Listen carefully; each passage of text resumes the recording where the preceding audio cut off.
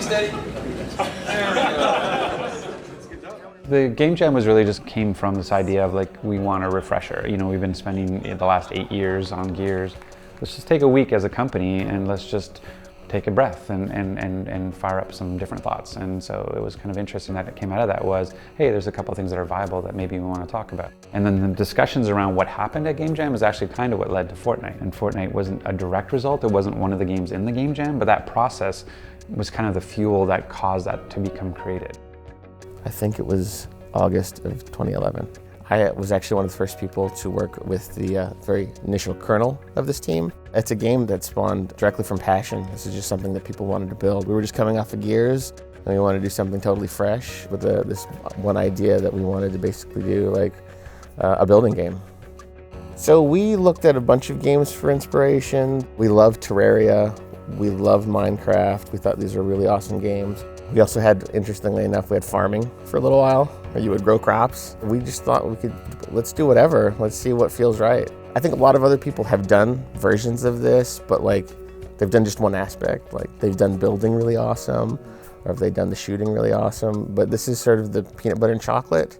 And I think we're finally putting those two together to make the really awesome cup. I feel like this game is sort of in the zeitgeist. You know, other developers that we've shown this game to have come and said, you know, we were gonna make that game and then we heard you were doing it, so we stopped. Or like, I've had that game in my head for the last 10 years and I couldn't convince, you know, our studio to build that game. I just think it was in the water. People want to build blanket forts and the floor is lava and you are playing hide and seek and you are just playing in sort of the landscape of your brain and just going nuts. When you're doing a game jam game, you just experiment. You go all out. Whatever works, works. So the game was super rough. It was done in UE3, and basically you used whatever assets you could get. So Fortnite originally was a lot of Gears assets, stuff from UT. It was just whatever we could piece together really super fast and then get out there. It was a mess at first. When we started off, that was our comfort zone. We were, had just rolled off doing Gears for a really long time. When it started, it felt a little bit more like that sort of dark survival tone. Mm-hmm. So it was very foggy, it was very gray. Something in the vein of like Resident Evil. And then just one day we were like, we want to make this game quickly. We want to make this a game that looks good forever. We could probably do a whole lot more in a shorter amount of time if we went a little bit more cartoony and fun. We were doing ridiculous things like breaking down a wall with a stick. Trying to really do that in a realistic way would have required just insane horsepower. We tried it at first, but eventually we were like, we need to stylize this. We need to really embrace that this is a video game. When we decided that we were going to do the more cartoony art style, some of the company didn't get it at first because we just come off of Gears and it's like, what are you doing? That's not what we do. It took a while because we were like showing people our inner kid. It took us a long time to come up with that name, and that name was sort of just, in an email thread, someone said, how about Fortnite? Oh my God, that's it. It was just like an epiphany. And, it being an interesting spelling is just kind of the flavor of the game. It's just like, hey, we're trying to build worlds, not be approved by spell checkers.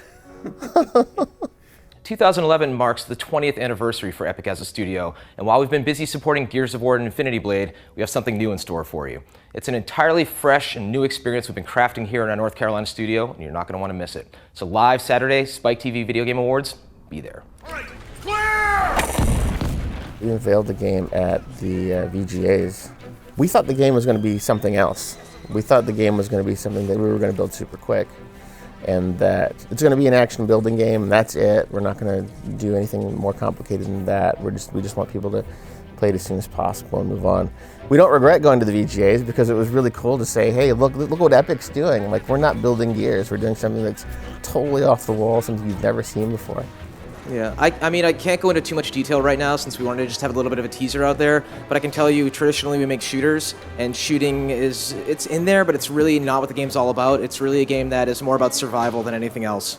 But as soon as we started building deeper infrastructure of the game, we realized, that we need deep itemization, we need progression, we need all the bibs and bops that make playing a game for a long, long time fun. We built shooters, we didn't build RPGs, and we realized, hey, this game is kind of an RPG. We kind of went back to the drawing board just a little bit and said, we need to do a whole lot more to make this game really fun and sticky and compelling. So we went out and we hired systems designers, people from the MMO world, and asked them, what would you do? Yeah, most of my career has been in online games. So I came in when we were making the switch over from UE3 to UE4. So when it was like, hey, we're going to take everything we know about action games and then we're going to put it together with building and some RPG elements. And I was like, well, sign me up, I'm in. Cliff in the organization was still giving feedback on every project that we had going on at the time. Cliff was around in the beginning of the project and really foster the peanut butter and chocolate of the beginning of it. So he saw that and he thought that was a pretty cool thing. He and I talked about that when I began. And he's like, I have a lot of, I think this is going to be a big concept and we're going to need a lot of help to bring this one to market and get people excited about it.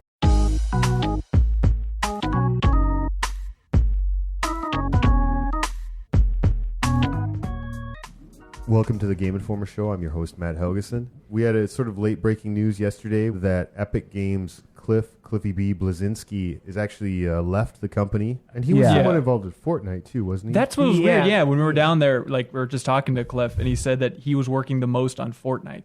Rod Ferguson, Adrian Himmelaars, and we have Cliffy. All those guys are gone.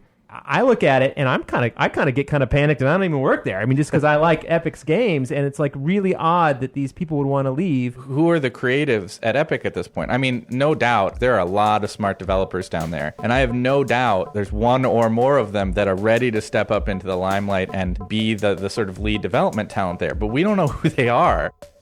So it was sort of left to me to figure out how we were going to implement the big ideas of the team. It took us a while to get to how we do building now. We're building a super frictionless, you just throw up a wall and you walk off and it builds itself. Our first pass at it was we should actually build and actually you have to hit a button, maybe make it a mini game. We realized, that's not fun. People don't want to stand there. They want to just be able to throw something up super fast. I think that turned the tide. Once we figured out to just let people throw up a wall, walk off, and you can make a fort in 60 seconds. That everybody was like, yeah, that's it. We found it. When I started, we were talking about how we were going to do a defensive mission. And so we started iterating on a bunch of different concepts. And there were guys who literally worked on Horde on the team. And they were like, here's what we did. And we're like, okay, cool.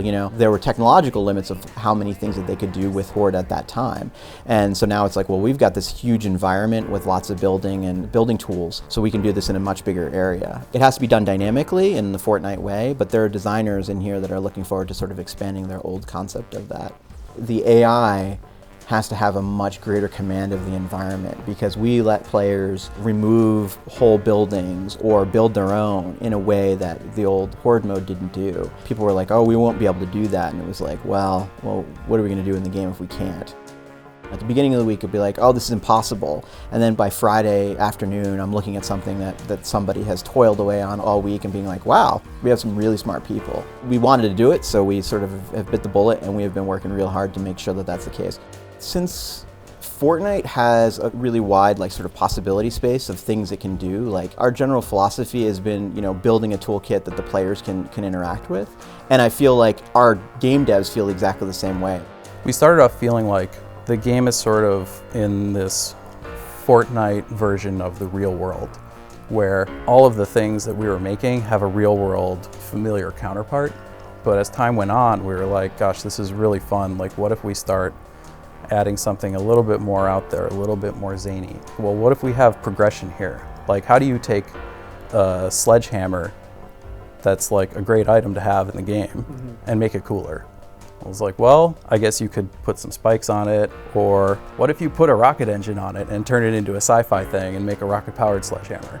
Because there were some questions even then, maybe, is that the right direction? And then as soon as you put a laser field on an axe, and it was that's Fortnite, and we need to stay on that road. So time is our axis of how we fight scope creep. But we don't lose the sight of the ideas. We have a wealth of them. We want everybody to be super creative.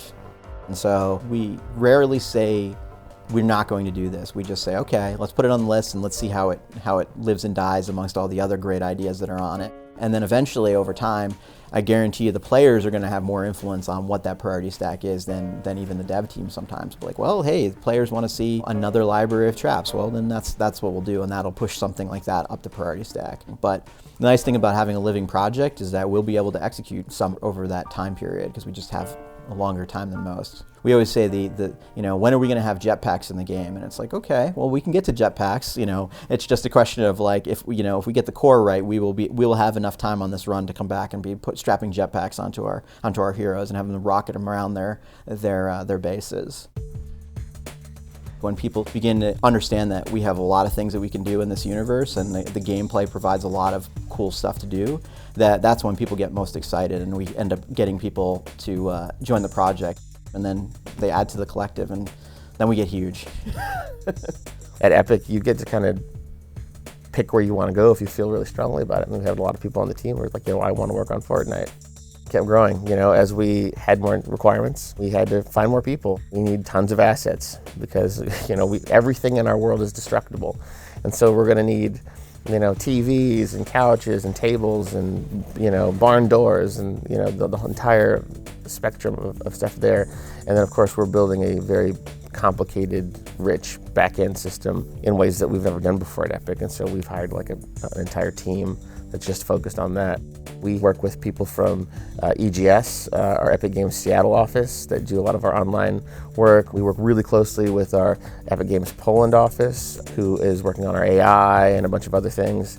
Epic Games Poland is working on other things too, but we do have a large member of that team working on Fortnite. Our full team working on Fortnite full-time is around 110, 111, so it's pretty big. There's just an enthusiasm level to the man on the team that is really pretty cool. Since we're doing this ourselves, this is sort of, Epic is sort of trying to forge our own path in this. That means that we don't really have anybody but our players to sort of answer to. And so you guys are self-publishing this game? Yeah, we're doing it ourselves. Can you talk about that decision? It was it was a big decision. It was quite stressful, but we felt like no one's going to mean it more than us. So let's just do the game that we want to build, because when you're dealing with a publisher, which we've always had really great partnerships with publishers, of course they have, their interests too.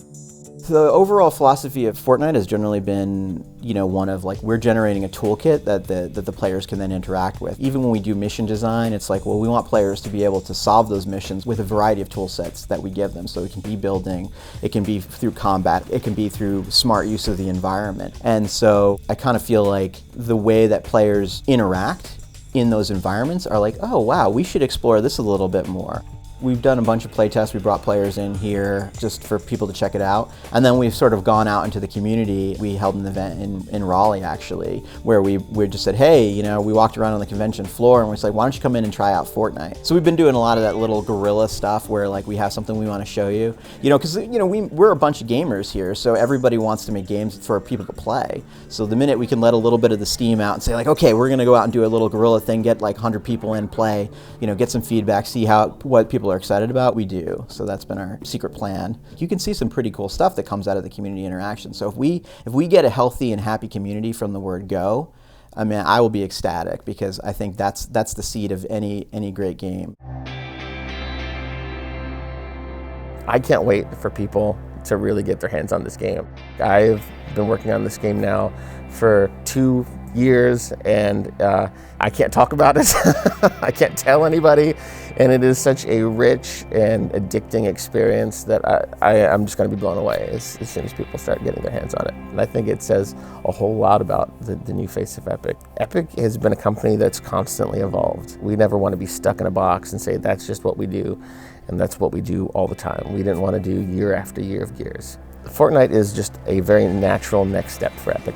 It feels extremely like the right thing for us, because it is the very next step in making Epic a game company that's current, that is still relevant.